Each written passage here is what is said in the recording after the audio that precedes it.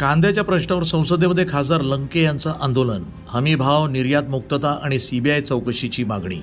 देशातील कांदा उत्पादक शेतकऱ्यांच्या ज्वलंत प्रश्नाकडे केंद्र सरकारचे लक्ष वेधण्यासाठी खासदार निलेश लंके यांनी मंगळवारी संसद भवन परिसरामध्ये जोरदार आंदोलन केलं. शेतकऱ्यांना त्यांच्या उत्पादनाला योग्य दर मिळावा, वाढत्या खर्चावर नियंत्रण यावं आणि कांदा बाजारपेठेला स्थैर्य मिळावं या उद्देशानं हे आंदोलन करण्यात आलं.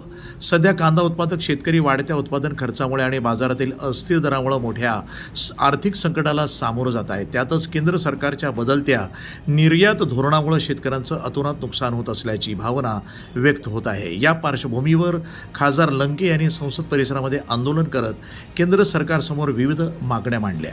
आंदोलनादरम्यान करण्यात आलेल्या प्रमुख मागण्यांमध्ये कांदा उत्पादक शेतकऱ्यांना हमीभाव लागू करावा, दर्जेदार बियाणे स्वस्त दरामध्ये उपलब्ध करून द्यावेत, बियाण्यांच्या किमतीवर नियंत्रण आणावं, कांद्यावरील निर्यात बंदी हटवून निर्यात पूर्णपणे मुक्त करावी, कांद्याची निर्यात वाढीसाठी ठोस धोरण आखावं, नाफेड आणि NCC मार्फत झालेल्या कांदा खरेदीची प्रक्रियेची CBI मार्फत चौकशी करावी, याचा समावेश आहे. यावेळी बोलताना खासदार निलेश लंके यांनी सांगितलं की देशातील लाखो कांदा उत्पादक शेतकरी आर्थिक संकटात सापडलेत. त्यांच्या या घामाचे योग्य मोल मिळवून देण्यासाठी हा लढा उभारला आहे. शेतकऱ्यांना न्याय मिळेपर्यंत हा संघर्ष सुरूच राहील.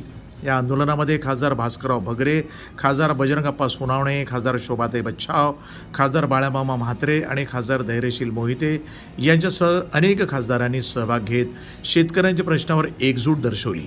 संसद भवन परिसरात झालेल्या या आंदोलनामुळे देशभरातील कांदा उत्पादक शेतकऱ्यांचा आवाज अधिक तीव्र झाला असून केंद्र सरकारनं यावर तातडीनं सकारात्मक निर्णय घ्यावा अशी अपेक्षा व्यक्त करण्यात येत आहे.